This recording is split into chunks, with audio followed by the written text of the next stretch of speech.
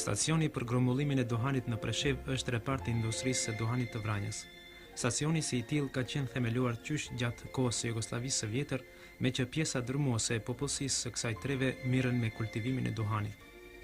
Në vitin 1957, këshillat e punëtorëve të sipërmarrjeve të dikurshme të Preshevës, Bujanovcit, Vranjës dhe Vlladiçinhanit vendosën të bashkohen në një sipërmarrje të vetme, e cila u quajt Sipërmarrja për prodhimin dhe përpunimin e duhanit me seli në Vranjë.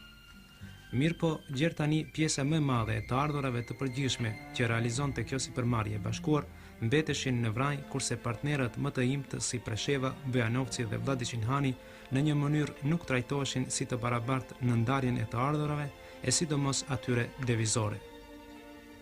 Prandaj, prej korrikut të vitit të kaluar, reparti për grumbullimin e duhanit në Preshev, me anë referendumesh vendosi të kërkoj që të njihet si organizatë punuese me të drejtë të personit të pavarur juridik dhe me llogari personale. Tani punohet në rregullimin e statusit dhe aktive të tjera normative, e veçanërisht marrëveshjes vetë qeverise, me të cilën do të rregullohen marrëdhëniet midis reparteve të integruara, që prodhuesit e drejt për drejt të qeverisin me mjetet për prodhim dhe të ardhurat e realizuara. Në këtë repart janë të inkuadruar gjithsej 160 punëtor, struktura kualifikuese të cilëve përafërsisht është e kënaqshme. Këtu gjenden 5 inxhinier të diplomuar, 1 inxhinier reparti dhe mbi 20 teknik bujqësor që veprojnë në teren me prodhuesit individual.